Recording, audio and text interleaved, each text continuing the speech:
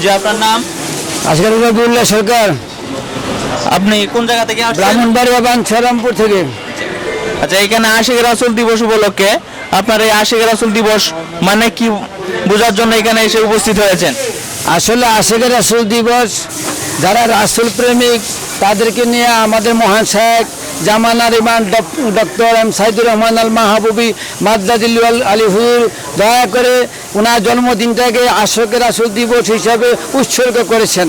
কারণ এখানে দেখা যায় আমরা বাস্তবিক জগতে আমরা দেখতে পারি অনেকে মা দিবস, শিশু দিবস, পানি দিবস, জলবায়ু দিবস, শ্রমিক দিবস, দিবসের আর অভাব নাই, কিন্তু আশিক রাসূল দিবস কেউ বলে নাই। কারণ রাসূল পাক সাল্লাল্লাহু আলাইহি ওয়াসাল্লাম মানুষকে আশিক বানাইছিল।